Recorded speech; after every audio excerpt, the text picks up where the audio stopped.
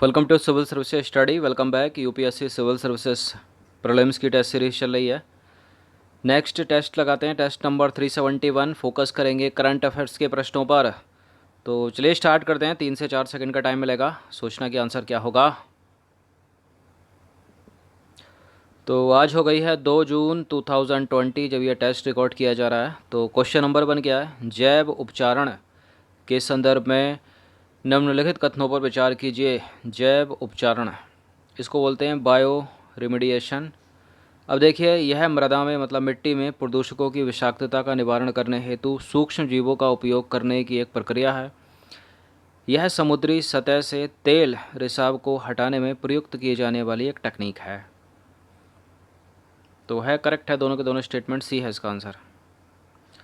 तो देखिए, सूक्ष्म जीवों जैसे जैविक अभिकर्मकों का पर्यावरणीय क्षति के सुधार और पुनर्प्राप्ति से अनुप्रयोग किया जाना जैव उपचारण मतलब बायो रिमेडिएशन कहलाता है, और इसे जैव सुधार भी कहते हैं। यह एक ऐसी प्रक्रिया है जिसका उपयोग दूषित माध्यमों के उपचार करने के लिए किया जाता है। इन माध्यमों में जल, मृदा एवं उपसतह उपसतह पदार्थ जो हैं वो शामिल होते हैं। उपसतही पदार्थ मतलब जो ऊपर होते हैं। अब देखिए, बायो रेमेडिएशन की यह प्रक्रिया सूक्ष्म जीवों के विकास को प्रोत्साहित करने एवं लक्षित प्रदूषकों को निम्नीकृत करने के लिए पर्यावरणीय परिस्थितियों में परिवर्तन करके संपन्न की जाती है। उदाहरण के तौर पर अगर इसको समझें, जैसे जीवाणुओं के द्वारा समुद्र की सतह पर फैला हुआ जो तेल है उसका निपटान करना। तो करेक्ट है, इसलिए दोनों के दोनों स्टेटमेंट सी है इसका आंसर। क्वेश्चन नंबर 2 पर आ जाइए। इस्लामिक सहयोग संगठन OIC के संदर्भ में कुछ स्टेटमेंट है यहाँ पर। देखिए, सारे के सारे प्रश्न न्यूज़ में हैं। सारे के सारे प्रश्न न्यूज़ में हैं। क्यों न्यूज़ में हैं, उससे ज़्यादा इम्पोर्टेंट हो सकता है इनके बारे में जानना। चलिए, तो पहला स्टेटमेंट है OIC, इस्लामिक सहयोग संगठन। OIC का इससे पहले जो नाम था ऑर्गेनाइजेशन ऑफ इस्लामिक कंट्रीज़ था। OIC मुस्लिम दुनिया की आवाज़ का प्रतिनिधित्व करने के लिए जाना जाता है, और संयुक्त राष्ट्र के बाद ये दूसरा सबसे बड़ा संगठन है। और OIC का मुख्यालय है सऊदी अरब के जेद्दाह में। कौन सा करेक्ट है इसमें? देखिए, सारे के सारे करेक्ट हैं। सारे के सारे, तो मतलब डी है इसका आंसर। तो क्यों पूछा गया है प्रश्न, मुद्दा यह है।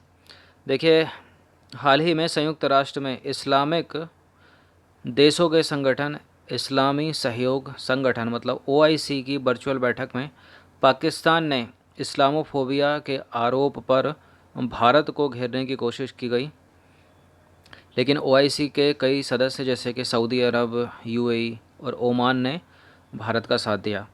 OIC की वर्चुअल बैठक में संयुक्त राष्ट्र में पाकिस्तान के राजदूत, ये पाकिस्तान नहीं है, पाकिस्तान के राजदूत मुनीर अकरम ने दावा किया कि भारत में इस्लामोफोबिया को बढ़ावा दिया जा रहा है।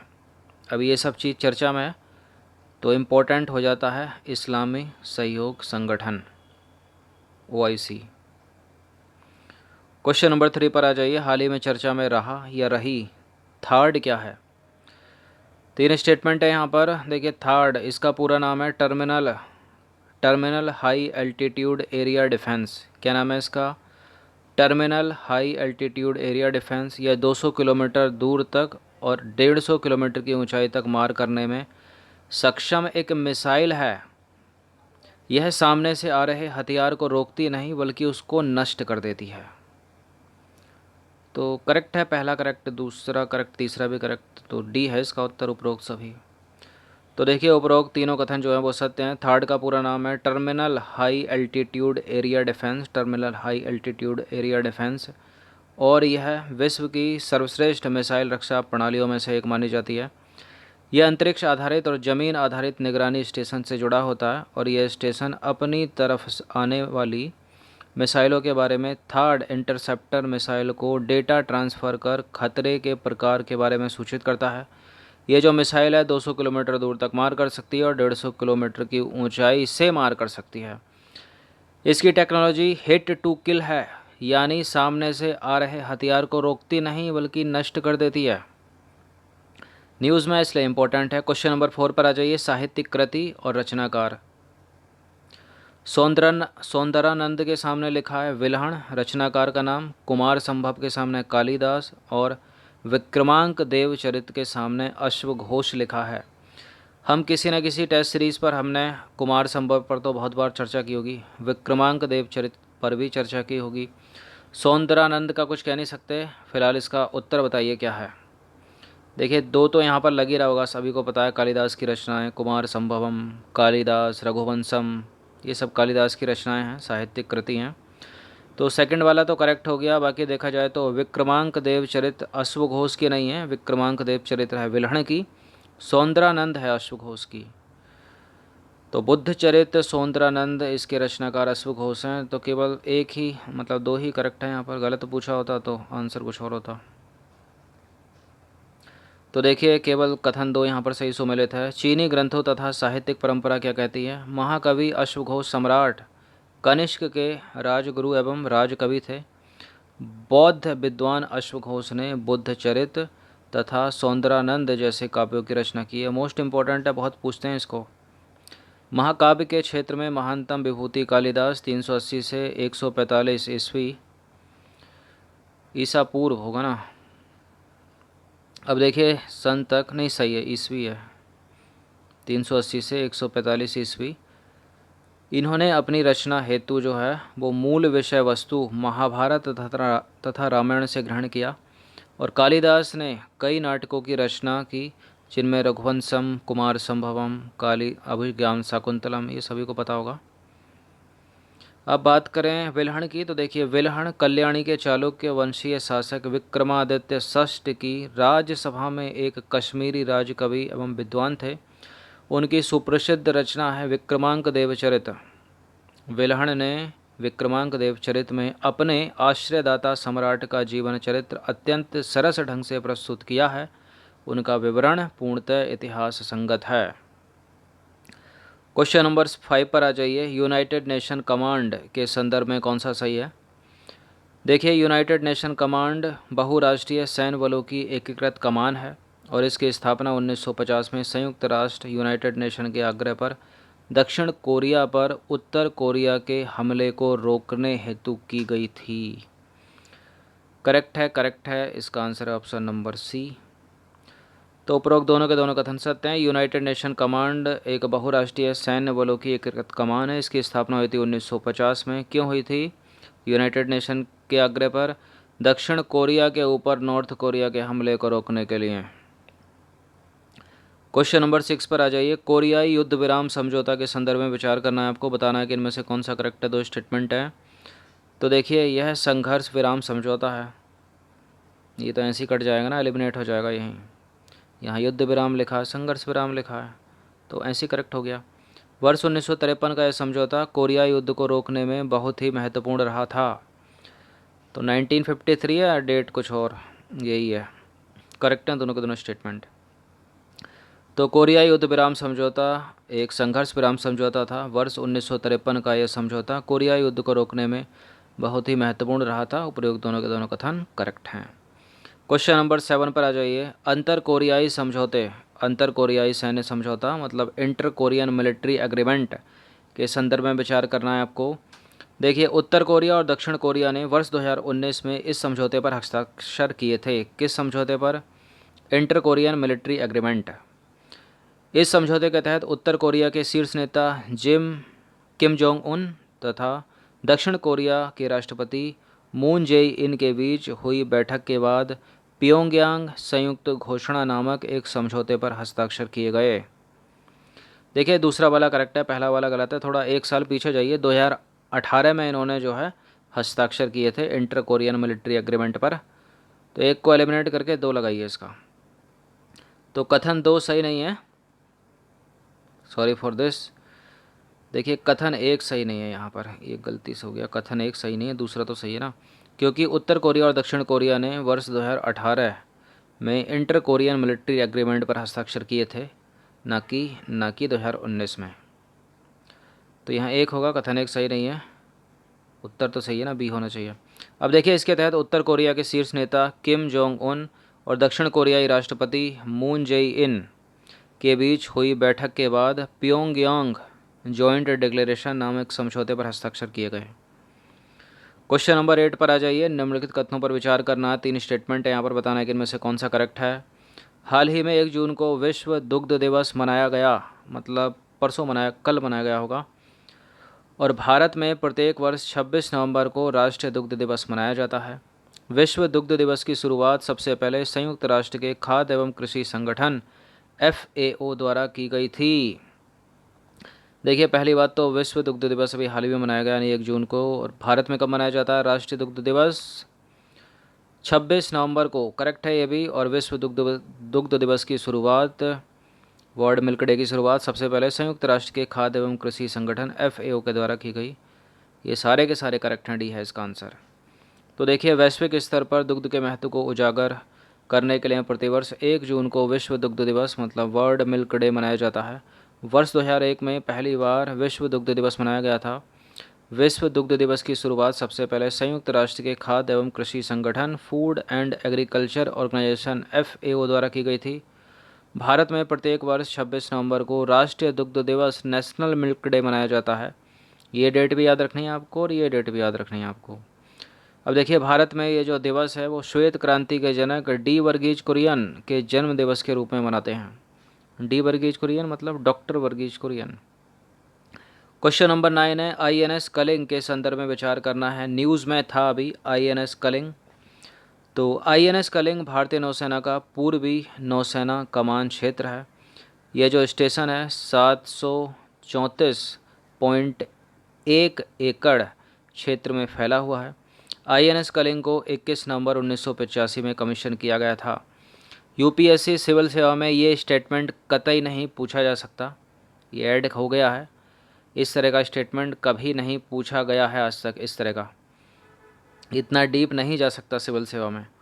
आपको इसमें इम्पोर्टेंट याद रखना है कि INS कलिंग को 21 नवंबर, इतना भी छोड़ दीजिए, इसको तो याद रखिए, कम से कम 1985 में कमीशन किया गया था।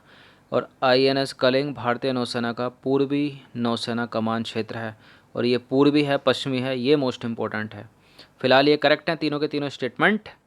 इसका आंसर हो जाएगा ऑप्शन नंबर D 1 2 3। तो देखिए, INS कलिंग भारतीय नौसेना का पूर्वी नौसेना कमान क्षेत्र है। ये जो स्टेशन है 734.1 एकड़ क्षेत्र में फैला हुआ है। और INS कलिंग को 1985 में कमीशन किया गया था 21 नवंबर को। INS कलिंग विशाखापत्तनम और भीमुनीपट्टनम बीच रोड पर जो है वो स्थित है, जो विशाखापत्तनम नेवल बेस से 40 किलोमीटर उत्तर पूर्व में स्थित है। यह पूर्वी बेड़े के जहाज़ों के लिए उन्नत मिसाइलों को तैयार करने, भंडारण और वितरित करने के लिए जिम्मेदार है। क्यों पूछा गया ये प्रश्न? तो देखिए, हाल ही में 28 मई को, मतलब कुछ दिन पहले ही 28 मई 2020 को भारतीय पूर्वी नौसेना कमान INS कलिंग में एक मिसाइल पार्क अग्निप्रस्थ की स्थापना की गई है, उसकी आधारशिला रखी गई है। कुछ याद आया आपको? इस पर हम पहले चर्चा कर चुके हैं। अग्निप्रस्थ किसने? INS कलिंग में। क्वेश्चन नंबर 10 पर आ जाइए। न्यूरोटॉक्सिन के संदर्भ में विचार करना है। न्यूरोटॉक्सिन के संदर्भ में विचार करना है। तो न्यूरोटॉक्सिन एक विषाक्त पदार्थ है जो तंत्रिका ऊतक, मतलब नर्व टिश्यू के लिए हानिकारक होता है। यह विकासशील और परिपक्व दोनों प्रकार के ऊतकों के कार्य को प्रतिकूल रूप से प्रभावित कर सकता है।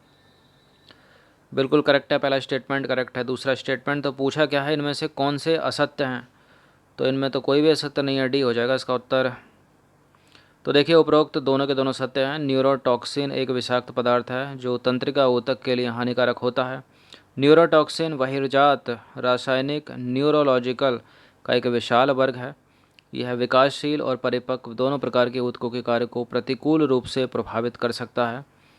जब मछली की रीढ़ किसी कठोर सतह या व्यक्ति के साथ लगती है, चुभती है, तो इसकी रीढ़ में उपस्थित विष तुरंत सतह में प्रवेश कर जाता है और बहुत दर्द उत्पन्न कर सकता है। मतलब ये जो न्यूरोटॉक्सिक विष है, इसकी बात हो रही है। अच्छा, इस लाइन का मतलब अभी आगे आने वाले प्रश्न में समझोगे आप। अब आ जाइए क्वेश्चन नंबर 11 पर। मन्नार की खाड़ी के संदर्भ में कुछ स्टेटमेंट है यहाँ पर, और बताना है कि इनमें से कौन सा करेक्ट होगा। देखिए, यह जो इलाका है वो समुद्री जैव विविधता के मामले में दुनिया के सबसे धनी क्षेत्रों में से एक है। अच्छा, इस तरह का स्टेटमेंट जो है ये पढ़ने से लगता है कि ये गलत हो ही नहीं सकता कि धनी क्षेत्रों में से एक है तो होगा, करेक्ट है। यूनेस्को के मुताबिक मन्नार की खाड़ी 4223 समुद्री प्रजातियों का आवास है तथा यह जैव विविधता के मामले में भारत के सबसे संपन्न तटीय क्षेत्रों में से एक है। नो डाउट, बिल्कुल है, दोनों के दोनों करेक्ट हैं। अब आ जाइए अगले प्रश्न पर। सेतुकराई के संदर्भ में विचार करना है आपको। सेतुकराई कर्नाटक का एक प्रमुख तीर्थ स्थल है। ऐसी मान्यता है कि भगवान राम ने लंका तक जाने के लिए सेतुकराई से ही पुल का निर्माण किया था। देखिए, दूसरा वाला करेक्ट है, पहला गलत है, क्योंकि सेतुकराई तमिलनाडु में, कर्नाटक में नहीं। एलिमिनेट करके 2 लगाइए इसको।